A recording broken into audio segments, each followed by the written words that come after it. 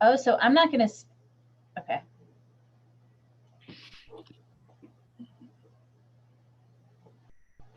I'm a guinea pig.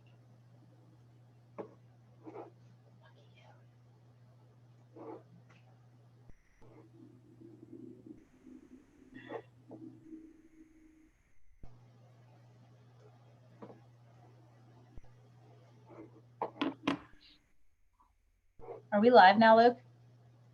We are, yeah, we are We have live. no idea. Do we know who's like how many? So I can't see faces anymore. Yep, you won't be able to see faces. We're gonna have to go off. If you go to YouTube, the YouTube link on your calendar invites. Oh, I can view the stream on YouTube. Yep. Let's try this.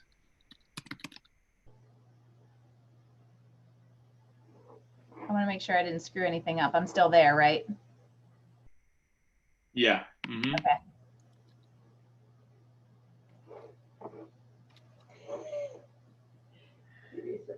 Great look in the first video. You're like, nice. We're in. I think we've got this. And we got 14 people watching, so that's good. Aha. Okay. We're good to go. Okay. All right. One last thing before we go.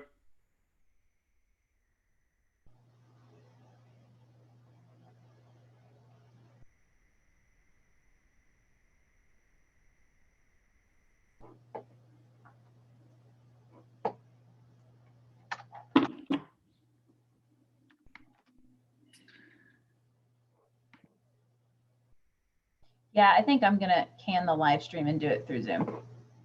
There we go. I'm bringing you back over here. Perfect. That's better. Hello, everyone, and welcome to the first YouTube live stream of the Get Hired Summit Technology. Raise the roof. Yeah, exactly. We're excited to be joined by everyone here, and we know a lot of people are watching on YouTube right now. We're currently working on enabling live chat, so stay tuned for live chats. Tana's working on that. But we have Angie Callan with us today, and she is going to be talking about how to prepare for the Get Hired Summit. We have a lot of really cool things in store, which we'll get to over the course of the meeting. But if you didn't know, Angie is the official career coach of the Get Hired Summit and founder of Career Benders. And so she is just this well of knowledge that we're going to take advantage of today. I'm going to be handing things over to her, but she's going to be asking me some questions. We're going to go back and forth. As soon as that live chat is on, please introduce yourself on YouTube. Tell us a little bit about yourself, where you're tuning in from, and then we'll get to a Q&A at the end where you'll get to ask us some cool questions. So if there is any feedback as well on the experience, since this is the first time we're doing YouTube live, please give it to us, and we'd be happy to oblige and take that in stride. But with no further ado, I give to you Angie Callan. Once again, as if you haven't heard me, my wealth of knowledge opinions for the last 4 weeks. Thank you, Luke. And I want to just thank you all for bearing with us as we kind of test out this new technology that's going to be the platform of next week's summit. I will probably have some questions and challenges. So we'll definitely make sure you get the info. And really what we're going to talk about today is much more logistically driven about the event than what we've been talking about as we've gotten you prepared over the last 3 weeks. So as the official career coach of the Get Hired Summit, my goal was really to help you prepare to get the most out of it through some work that you could do as we've ramped up. So over the last few weeks, I hope that you have dialed in your resume or sought out a professional to help you do that and get that process going. Hopefully you've got kind of an elevator pitch down and know exactly what to say to someone on Slack, which we'll talk about in a second, or in these virtual booths when they say, so tell us a little bit about yourself, or what are you looking for? Have that kind of pitch and focus ready. And then obviously last week we had such a huge turnout for something that apparently is a really hot topic, which is virtual communications. And I hope that you've taken a lot of that feedback and gotten yourself a really great atmosphere and professional looking place to communicate virtually next week as you chat with all of these professionals and company representatives, and that you've really dialed in everything that you need to make the most out of the Get Hired Summit and put your best professional foot forward. And now what we're going to talk about is how to take all of that prep work and really leverage it to maximize your experience and return on this investment of time. So first of all, we were going to give you the lay of the land, and I'll share my screen. We're still working on finalizing schedules and getting some of the online assets updated for this event, but I am going to use some of the ones from the last event just to kind of describe how things are going and give you a visual. So I will kind of share my screen in a second, but what we want to do is give you a little bit of the lay of the land. Our first foray into the Get Hired Summit a few months ago was definitely trial by fire in the technology space. So there's a lot of elements of technology going on here that, when all used well, can really make you feel like you're at a career fair experience, even down to kind of communicating and building relationships with other attendees. And so that's really what we're going to do here, is kind of give you the lay of the land and what you can do now, what you can do in the next few days as we get ready, what you can do next week, and what you can do after to get the most out of this event. So I am going to share my screen, and I need to ask a technical question. Do I share my screen? I share my screen through Zoom, right, Luke? That's correct. Yeah. Okay, and you might have to enable it. Let me enable it.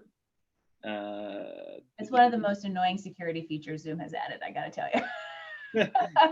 You should be good to go now. Okay, cool. So let me get the right document up here. Okay.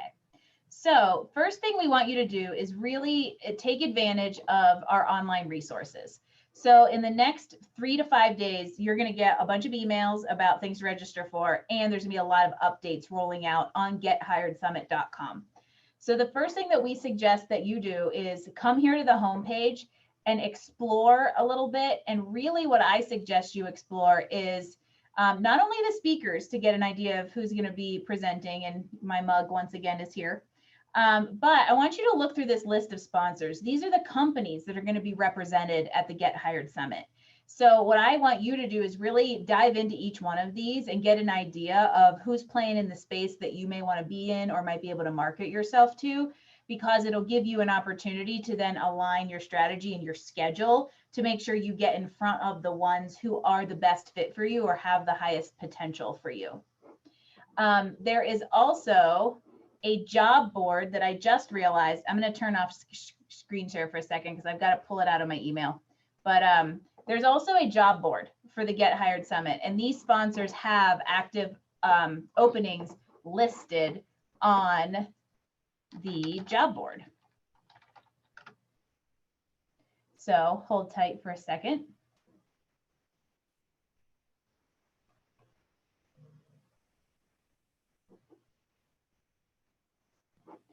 And this job board is actually through, and I'm glad I went and pulled the link, Luke, because the job board itself is actually through Mentorly's site, which is Luke's company, and they really present this event.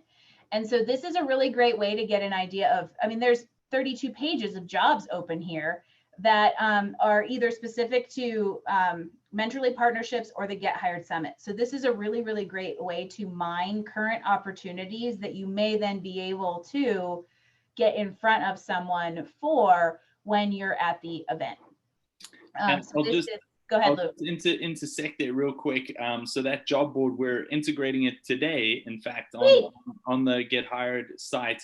And I just posted the link for those of you who are looking for it in the YouTube chat. So if you're on YouTube, jump into the chat and go ahead and click on that job board to check it out. Even better. So you'll be able to access everything from the Get Hired Summit homepage as we finalize all of the resources today. But my point is, make sure you mine this board, mine these sponsors. The gold mine of the Get Hired Summit lives in the sponsorship and the job board, because that's what tells you who and what info sessions, keynotes, and virtual booths you should be attending. And you can craft your whole schedule strategy around the things that are of the most interest to you. And so that's definitely something that you should be doing now and continuing to check into all the way up until the event launches on Thursday next week. I can't believe we're a week away. Yay. The other thing that I encourage you to do is there is a Slack channel for the summit, which I would love for Luke to drop the link to that in the YouTube chat as well. And it's also on here somewhere. Oh, I know where it is. I know exactly where it is. But we'll drop it into the chat. There's a Slack group. And what I loved about the Slack group in the first iteration of the Get Hired Summit was that it actually made you feel like there was a figurative and literal buzz around the event, because my phone would just go off all day long because of it was all the chatter between largely other attendees introducing themselves, posting their LinkedIn URLs to connect on the platform there. Hiring managers or people like us, the career side sponsors, were in there kind of giving people suggestions and perpetuating conversation. And I felt like that is really what made it feel like there was a community coming together to attend an event. And so I really encourage, and there's been some conversation continue there. So I encourage you to grab that link out of the YouTube chat and join us on the Slack channel if you haven't already. So those are all things that you can do right now. The minute that you leave this session, you can go and mine the sponsors, mine the job board list, join us on Slack, introduce yourself, and kind of pick up conversation with other attendees there. What you can do in the next few days is look out for, like we've said, updates here on the platform. So there's going to be some registration emails coming out for you to reserve spots for the keynote speakers, for the info sessions, workshops, panels, and for the virtual booths. There's a couple different emails that'll be rolling out over the next few days for those different registrations. And we definitely encourage you to take advantage of that kind of pre-registration, since you'll have done your homework and know who you want to get in front of.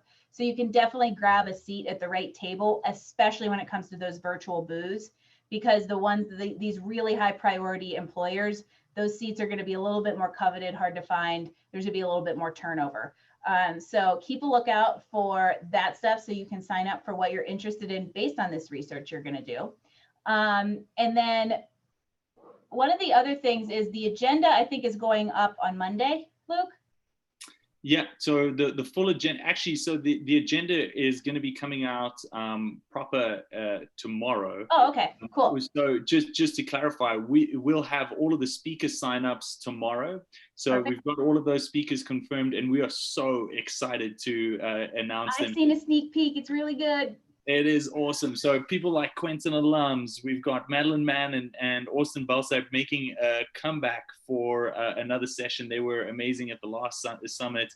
We've got Ashley Watkins, just some incredible speakers coming to be there. So all of those announcements will go out tomorrow. And then the employer sessions will be TBA to be announced on Monday. And so you'll have the full agenda Monday morning that you can go and look through and start to plan your sessions around and your day around. And that's a perfect segue, because one of the things I'm going to kind of put back on you, Luke, is I would love for you to share with all of us a little bit more information on who is in those booths. So what type of representative usually comes on behalf of the sponsors to chat with candidates, whether and present in info sessions and in these booths, so they can kind of understand and craft their questions and conversations appropriately? This is a fantastic question. So the people that are going to be joining these booths are typically recruiters and heads of talent acquisition. Most of the recruiters that are going to be there are role specific. So within the agenda, we're going to be saying these are the roles that this company is hiring for, and you can go ahead and connect with them there. So they'll have recruiters and heads of TA over those specific areas. And then they'll also have, some of the companies will have employees within the teams that you could be working on to come and share what kind of work they're doing and what jobs are to be filled there. So this is exactly who we try to get in front of. Whenever we try to circumnavigate the online job board process or get in front of a human pair of eyeballs associated with a computer tracking system, these are exactly the people. So, Luke has created a platform to basically cut to the chase and get right in front of them. So it's really important to kind of maximize that opportunity.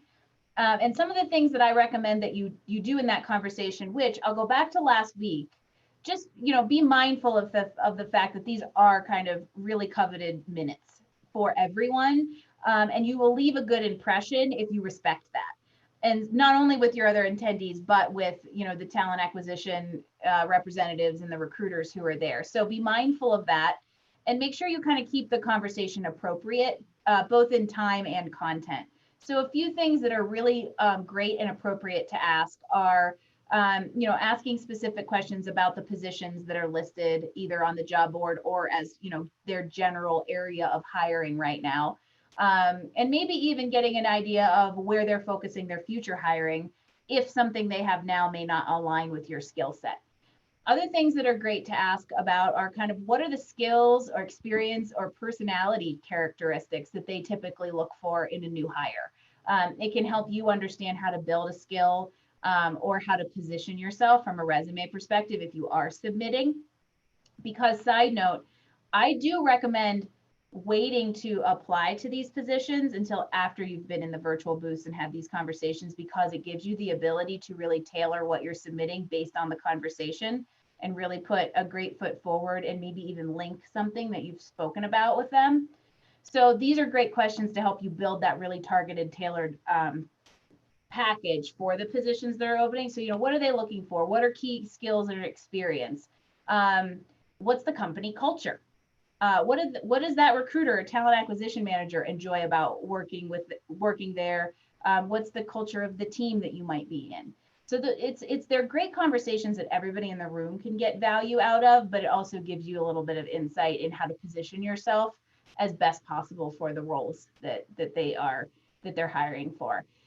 So that's a little bit of kind of how to navigate, how do you prepare in the next few days to take advantage of these virtual booths and the conversations with these recruiters and talent acquisition specialists, and to kind of craft your kind of communication strategy around that. And then what you can do next week is continue to check in on the job boards for updates. Sign up for these virtual booths when they come out early next week, and really create the event for yourself. Like, you will get as much out of this as you put into it. So enjoy the buzz on Slack, create conversation there, make yourself memorable and stand out. What was it last week? I said lurkers get less value. There's probably a memorable quote in there somewhere. And then during the event next week, one of the things that I'm really excited about this new schedule is there's a lot of breathing room in it. So it's not going to be quite as intensive as it was last time. But even within that, I do encourage you to stay engaged, but also make sure you're giving yourself a break and not exhausting yourself on technology. As somebody who spends 10 hours a day on Zoom, I can tell you it does zap you a little bit. And so just kind of be mindful of giving yourself a little bit of rest if you need it. Turn off the Slack notifications if they get too crazy, because there's a couple thousand people in there. And then, we love for the buzz and the excitement to continue. I mean, the first Get Hired Summit, I think we were reeling with hashtags and tags and stuff for probably 2 or 3 weeks a month after the fact. And we love that. So we definitely encourage you to engage with us. I'm a big fan of keeping that conversation going on LinkedIn. So that's something that you should definitely do, is whether it's us, whether it's people in Slack, whether it's these talent acquisition and recruiting professionals, definitely keep that conversation going with everyone you meet after the event. And then my last tip, as you kind of integrate yourself into this event and understand how it all works specifically to you, is there's going to be a lot of information. I mean, you've gotten to know me over the last month and know how many opinions and insights and my never-ending ability to talk I have. You're about to multiply that by 25. So one of the things I really recommend, and I recommended this for the first summit, is don't try to do all of the things. There will be an infinite number of recommendations. Some of them might even compete with each other, especially when you get down to the opinions on resumes and things like that. So I really encourage you to kind of take 3, maybe 5 action items and prioritize them to implement after the event, so that it's a realistic amount of advice to take action on. Be realistic about what you'll actually implement and follow up on. If you try to do all of the things, you will end up doing none of the things. And so that's a really big suggestion. And one of the things I do when I go to professional development events is I may write down every idea I like, but then I go back to it and I kind of highlight my top 5 or 6. And then I usually only pick 3 to implement. And then if I get those implemented, I feel good about it, and I want to go back to the notes, I can always pick more. But I would say you could even think about what you're really hoping to get out of this and prioritize your takeaways around that. Are you really just trying to get in front of a key connection at a target company? Are you trying to get more professional development advice from a wider range of people? Are you trying to just build connections? So what's your ultimate goal, and craft your overall event strategy and attendance and engagement around that, and you'll really do a great job of kind of getting the most out of everything that you're about to be offered. And so there's my brain dump of the day. It's the last one that you get to hear from me until I am part of a panel, but I'll have to share the spotlight, so you'll get less opinions. And so at this point, I think I would love for Luke to chime in on anything he feels he wants to add to this kind of like logistical strategy. And then I'm sure we've got some questions and comments, and you're more than welcome to ask anything. So this was definitely about the logistics of the event, but if you want to go back to resume questions or virtual communications questions or networking questions, kind of it's an open platform. So what do we got, Luke? Angie, that was incredible. And I'll just say this, you can't see this, but the YouTube live over here is going great. There's a lot of comments coming through. And so just a little plug, if you have any questions, feel free to write them here in the comments, and I'll get to them as we go through this Q&A. But like I said, Angie, great job. And tell us, you mentioned asking good questions in these sessions, and maybe you can talk a little bit about how a good question can set you up for success here at the summit as well as in an interview, and then maybe a couple of the examples of questions that would be good to ask a recruiter in a public setting. So I have ulterior motives when it comes to questioning, but rarely is my MO with a question to just get an answer. Usually it's to get an answer and then reinforce the strength behind it. I usually tell my clients that there's 3 categories of questions in interviews. The actual questions you have about the role, let's call them the real questions. The smarty pants questions that you ask to show that you have insight to ask it, and then your selling and closing questions. And if you're missing that one, we need to have a session together. So for instance, I like to ask questions around, maybe let's use one of these ed tech there's several ed tech companies in the lineup. So maybe you are an education professional looking to shift into education technology. You go into the room and you meet with the recruiter, and maybe one of the questions you ask them is, how do you see my skill set fitting into an educational technology company? As a career classroom educator, what use am I to you? What's my value to you? And as they explain it, you then have the ability to reinforce whatever they've said. So maybe they say, well, we love your curriculum knowledge. We love your knowledge of, a range of students, or that we love that what teachers' pain points are, right? You have then the ability to reinforce whatever they've said is their need with the skill and experience that you bring to it. I love that. That is absolutely perfect. And so let's see here. What other questions do we have? So I can take this one from Aaron. Asked a really good question. Angie and Luke, great to hear from you here in Texas. He says, will these info sessions be available for replay if we miss them? I asked this since I do work in Pacific time job currently. So this is a great question. We're doing the summit during the day. And so obviously there are going to be folks that have full-time jobs. Take a long lunch break and come and join us for as many sessions as you can. But if you can't join, all of the sessions will be live or available for replay on the Mentally app. So if you go to mentally.com, you can go and download the app and watch them there. And in the meantime, right now, you can actually go and check out old sessions from the last conference 3 months ago. Yep. And some of the content there. So yes, the answer is yes. Let's see. Hey, Christy, joining from LA. Good to see you. Here we go. What is the best strategy uncovering hidden jobs via connections at target companies? So this is both in the context of Get Hired and out of. And I'm going to use the Get Hired Summit as the perfect example. Remember how one of the things I suggested that you ask a recruiter or a talent acquisition manager is maybe there's no job listed that fits you, but what's coming down the pipe? What are their future needs going to be? What do they see being the next area of focus for hiring? That's how you uncover the hidden potential, and position yourself to be kind of at the forefront of the selection process should they decide to open a position that aligns with your skills and experience. And whether it's making that relationship at the Get Hired Summit, leveraging an existing network you have, or utilizing something like LinkedIn to build the network that you need, the relationship aspect of networking helps you build the foundation that positions you for the hidden job market, which, by the way, is vastly larger than the online job market. Big time. Thank you so much for sharing. This is awesome. We got a couple of things here. First of all, thanks for introducing yourself and saying hi on the YouTube channel, everyone. Yeah. This is our first foray into this, so we're making it work. I know, Luke. Will you oh wait, I don't know if you have the ability. I was going to say I would love for all of you to come if you're not already, connect with me on LinkedIn.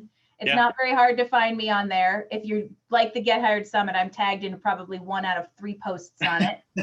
Usually I share, like I would put my link in the chat, but I'm not actually on the online thing. I'm just on Zoom. So still getting used to the technology, but would love for all of you to check in with me there. Shoot me a message. Let me know how I can support you both in the event and in your careers. 100%. Side note. And connect with me too. Would love the connection there. So Tim Gould, what's up from NYC? Tuning in. We got people from all around the country here. Zippy Entertainment, this is really cool. Just came home to try. He just came home and they tried to sell one of their products. They were online with you, so that's cool. They're everywhere. Be a good company to work for. They're growing super fast right now. 600 open positions, which is pretty crazy. So let's see here.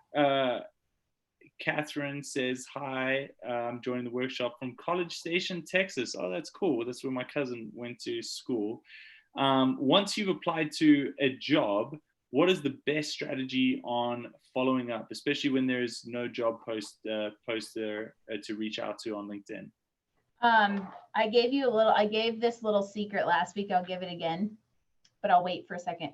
For me, I love LinkedIn. I talk about it all the time, and I feel, and largely it's because it is a very underutilized professional networking platform that gives you the ability to link a human where there otherwise is none.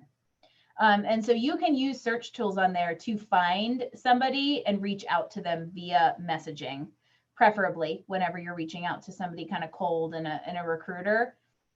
However, you can usually guess people's email addresses. I'll leave it at that. I'll make you figure the rest out on your own. But, ultimately, I think LinkedIn is probably the more appropriate, approachable place that's probably going to warrant or give you the best chance of a response. If for some reason you're not on there, you should be, or you don't have the ability to kind of use messaging now that they've dropped the number that you get. The email tactic can work. Particularly, I see it being successful with positions that are being hired by a third-party recruiting company. So, I have a client in Irvine, California, who's using this strategy and has actually been getting a pretty high number of responses. But most of the responses come from the staffing company who's filling the role. They go at him with a few clarifications and questions, and now he does have a direct human connection. So, I do think LinkedIn is the preferred method there. You can try the email angle if LinkedIn isn't working for you. This is great. We got a strange question. I'm not sure if this is the right one to ask. Jose Martinez. Oh, no. I can already tell you we should not. No, go ahead. Jose, yes. Are you putting me on the spot, Jose? He says, how about the nickel in the blender question? Lol. It had a lol at the end, so I wasn't sure. Do I know what that means? I was assuming that you were supposed to, but maybe not. We can move on to. Maybe does he mean being the disruptor, like a nickel in the blender? He says from LinkedIn, what do we do if we are out of InMail messages, even though Oh, premium users pay for them? okay. So I'm going to give a bunch of options, and none of these are actually an answer/solution to that. The first is, as a job seeker, now a job seeker premium, which is the lowest paid version, now only provides 5 InMails. If you would all like to go be part of my post from last week complaining to LinkedIn about this, maybe we can get it fixed. And because they did it way under the radar, which I'm a little mad at them for. If you could, that one's $30 a month. One option, while not ideal, is to bump up to business, which is like $60 a month. Used to give you 45 InMails. I only have 15 now. So that's one option. The other option would be to kind of use those 5 very judiciously and save them for your kind of highest priority, highest likelihood of a response connections. And then what you can do is use the connect with a note for the stuff that has a little bit more familiarity behind it. Whether it's somebody that's maybe a second level connection, and you can say, hey, I see you and Luke, you and I share Luke as a connection. I'd love to be in your network. Or alumni, right? Hey, I'm a fellow Carnegie Mellon alumni, also working in the career coaching space, would love to add you to my network, right? If you say it like that, when you type it, they'll hear it and automatically want to accept it. So there's some ways that you can use the different types of messaging. Another thing I recently just learned is if you're in a group with someone, you can message them directly. And there's some very large groups on LinkedIn that kind of don't have a lot of activity and interaction. However, having access to 15,000 people direct message actually can be beneficial. There's a job seeker premium group. There's alumni groups. There are career and career type specific groups. So I would recommend getting yourself into those to kind of broaden your ability to communicate. These are fantastic tips. And I would say this, there's one easy way to get lifetime unlimited InMails is if you just work for LinkedIn. That's one of the tricks is that they give you, and guess what? I'm a former LinkedIn employee and they don't turn it off. So you get unlimited InMails for life. Hey, I am preaching to the choir right now. There you go. I know. So I wish I shared your pain. There's the answer. But I don't. But just go and work for like a month, then quit, and then you got unlimited InMails. It'll be all. If only it was that easy. Okay, cool. So we got some other questions here. One is just well, Jose had actually a good comment to reply to that. He said, what I do is hit connect and write my message in there. It's free, and as long as they're a third-degree connection. So that's one. Yeah, that's the easiest workaround. You won't get as high of a response rate. Yeah. Especially from the recruiters and the talent acquisition people. But guess what? We just sometimes don't have a choice. Yeah, that's right. That is right. I wonder who taught you that strategy, Jose. Ting. Here we go. We have Sashi here, and he is coming in from, I don't know where he's coming in from. Tell us where you're from, Sashi. Awesome tips. Is LinkedIn Premium even worth it? This is a good question. What are your thoughts? I feel it is for a few reasons. One, the ability to send InMails to 2 closer connections and even 5 really strategic touch points a month has a lot of value, but there's a few other things that it can do for you. Sometimes, so if I am searching results on LinkedIn to reach out to somebody, whether it's for hiring or otherwise, I tend to prioritize other LinkedIn Premium members because it gives the appearance that you leverage the platform and that my message has a better chance of actually being read and responded to. There are also search parameters that focus in on LinkedIn Premium members, and so there is the possibility you could show up in results more often. It buys you some street cred too. Luke, do you have more thoughts on that as a former LinkedIn staffer? Oh, no, that sounds great to me. That's a good synopsis. I want to put in a plug here real quick.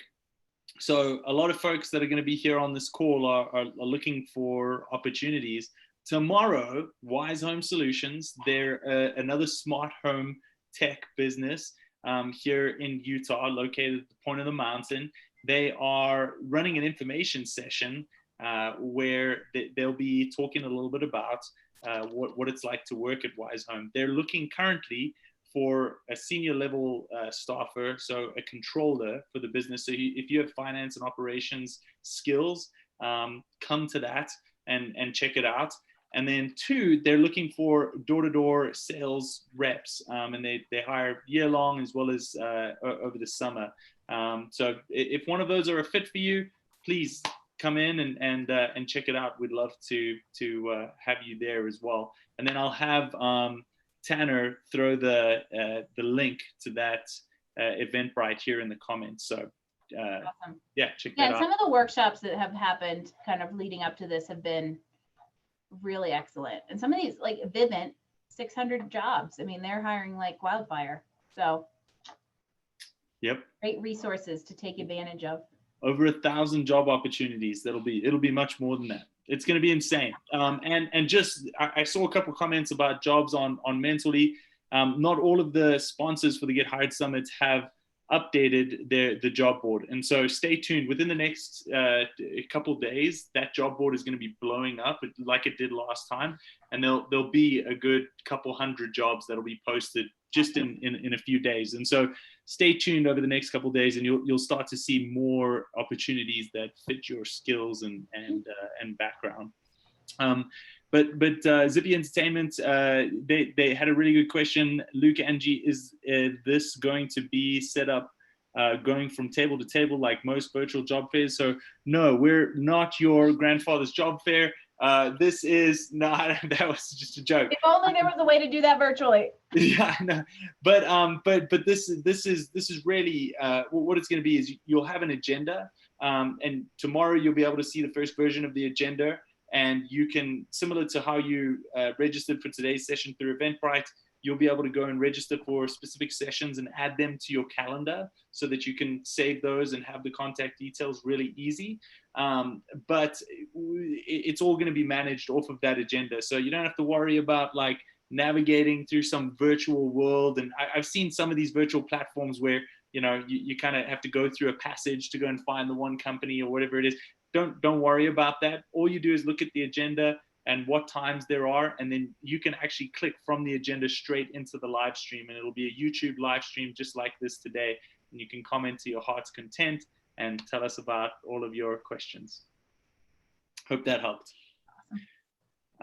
We got one more question. For college grads like myself, what is the best strategy to convincing potential companies in giving freshers like us a chance? So I'm going to actually answer, I'm going to start this answer in a weird place and tell you that the new grad entry level job market is the hardest job search there is right now. So I find that when talking to freshers, Is that a thing? I like it. Yeah. Just dated myself. I think that it's important to validate the fact that across the board, it's a really challenging job search. And even before the pandemic, the average entry-level new grad search took somewhere in 4 to 6 months. And now that's been lengthened because that was an area of the market that really just got swept off the table the minute the pandemic happened at a very untimely point in the calendar in reference to graduations. So I think that one of the things, so for the first thing I'll say is, if there are entry-level positions open and you apply for them, so did 1,000 other people. So it's very important to try to network. I think the power of the entry-level job search very much lives in building a foundation that is based on humans. And maybe that means diving into an alumni network, diving into who do mom and dad know. Sometimes mom and dad have good stuff that you can use more so than just dinner, right? So I would say that the building a strong foundation of people and allies really gives you a whole bag of tricks to leverage once opportunities begin to open, or once you find an opportunity that hopefully you've made a relationship with at the company and then can kind of get yourself referred into. Love it. Also build your skills. Actually, I'm going to add a couple because this came up last week and there was a piece I added to it that I think was really significant. other things that I recommend for you, new grad freshers, are that might be my buzzword of the day. Build your skills, whether that means taking additional courses and continuing education, or I recommended this last week, projects. So for instance, I have an entry level client who got a social media marketing manager job last week at like, he didn't just get a job, he got the job like he really wanted. And one of the things that we did for him, his job search has taken about 4 months. It did start about 2-3 months before the pandemic. So timeline wise, I was very pleased to see the length of that navigation. One of the key things that we did for him is as soon as the pandemic started, we identified a project for him. So his dad actually has like an art business. So he redid the website, he redid all of his social media, started building content on the social media so that he had a filler to say, I took the initiative and did this thing and actually built real experience while sitting at home doing nothing for 3 months. And I think that that is a very strong thing to leverage. So whether it's a friend or a family member who has a business or might have a project you can jump into, a nonprofit that might be able to use your services, if you can seek out something and take the initiative to do something aligned with what you want your professional experience to be, it will boost your marketability. 100%. That's great advice. Sebastian had a great question over here, and he's coming in from as an international student. He says, what would you recommend to an international student coming to the event? Would you guys have companies open to hire international students for internships? So I was an international student, and I can talk to this, and I want to hear Angie's tips as well, because I know she's working with a couple of folks that are coming in from out of country as well. But the situation right now is a little bit different from when I was in school. I think the restrictions are a little bit tighter than what they were back in the day, and you really have to find the right company that's willing to do something like this. What I'll say is this: you have to get creative. So first of all, you have two things at your disposal as an international student. You have OPT and CPT. So that's one internship that you can take and work full time, and then you have a year after school or during school even that you can take too. So use those to your advantage. If you're looking for an internship, like say, hey, no, I'm good for an internship. I'm authorized to work here, and just calm their fears, because a lot of times recruiters don't even know about those things. So you can't say, I'm an international student, can I work there? If they have to go and figure it out, they're not going to pay attention to you. Yes, you definitely have to educate them. Yes, absolutely. Yeah. You got to educate them. So for instance, when I was in school and I was looking for an internship, Union Pacific gave me an offer, and I was super pumped. But they said that it was contingent that I could work on the United States, and I said to them, I said, hey, no worries at all. I can work in the United States. But at that time, I didn't have a green card or anything like that. But I said, by the time I'm done with my internship, I'll be ready for a full-time offer and can work and all of those different things. And so I just calmed them, and then I worked my tail off to make sure that I got all my paperwork in order, and I got all of that in before the end of the internship. But so two things. One, sometimes there's going to be information that companies at the summits are hiring international students. If you go to their website or something like that, oftentimes the companies aren't going to post that because they're just going to have a flood of every single international student in the country. So you got to go and meet, like Angie's saying, with a person at that company and see if there's precedence for it. And if there is, then you can kind of work your way through the people at that company to find out who would actually hire someone. What I think is an easier way to do things is going to smaller companies, educating yourself a lot on the process, going to smaller companies that would love some top talent from university, but aren't the typical first choice out of college, and saying to them, hey, here's how much it would cost to sponsor me. I'm willing to take a little bit of a cut in my salary if you're willing to work with me. I love your company, and then educating them, and typically that works pretty well. I've seen it work for a couple of friends of mine. I agree with all of those things. The other things that I'll add to that is you can find in the Google machine lists of companies who do have already understand this framework and do hire internationally.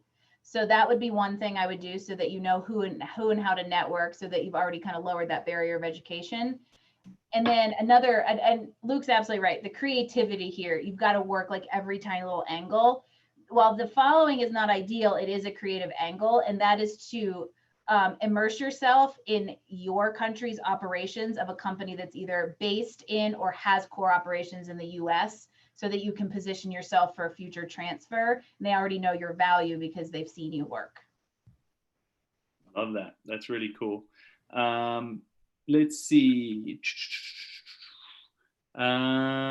Oh yeah, so Mandisa asked a really good question. What percentage of roles will be in other states outside of Utah?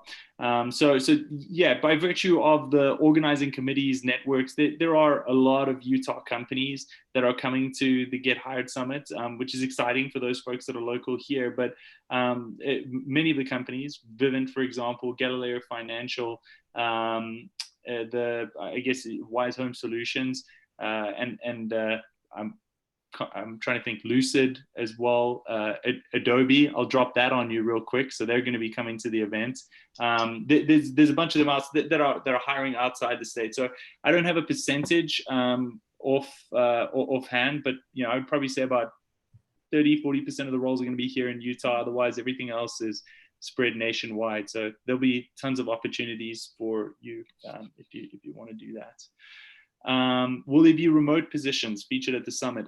Absolutely, there's going to be remote positions. I mean, a lot of companies now are especially the laggards, that they're finally announcing, hey, we have to work remote at least until December and until 2021.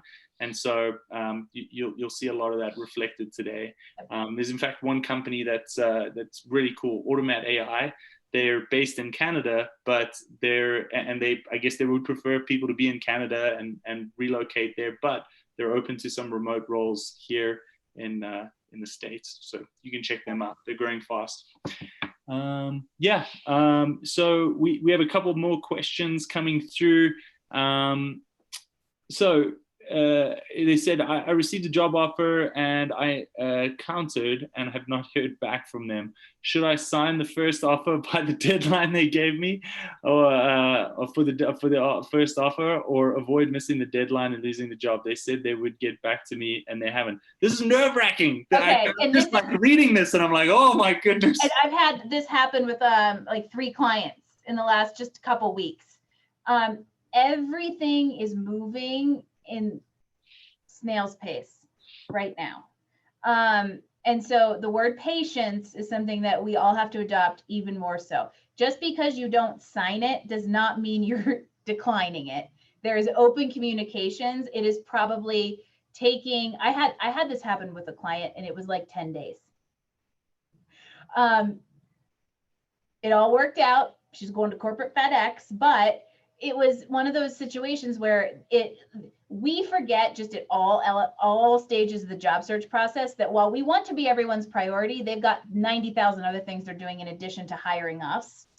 And so it could be a number of things. The hiring manager, who's the decision maker on the counter, might be on vacation. They might have there's a lot of other things at play. So you just have to be patient. However, here's what you do. You pick up the phone. And you make a phone call, especially if it's been 3, 4, 5 days, you can send an email and check in. However, if you're not hearing back from them, make a phone call. Get on the horn. Highly underutilized communication tool. 100%. I totally agree with you. We're coming to the end of our time here, and I know folks still have questions, and I probably breezed through the chat here and not been able to get all of them, but we want to give you some time back in the day. At the end of our time here, I want to say this. One, if you haven't yet and you're coming in from outside, register for the Get Hired Summit, because we're going to have some really important emails coming out from tomorrow all the way up until Thursday next week. So register so that we can send you those. 2, if you share Get Hired, you know what? What the heck? I'm going to go ahead and share my screen with you real quick. if you share Get Hired on platforms outside of LinkedIn, LinkedIn is actually the only one that this doesn't work on. But if you share on Facebook, Instagram, Twitter, we can go ahead and feature your post on the Get Hired social board. So check this out. It is so cool. I see Aaron, who's on the call here, is already featured because he's been posting.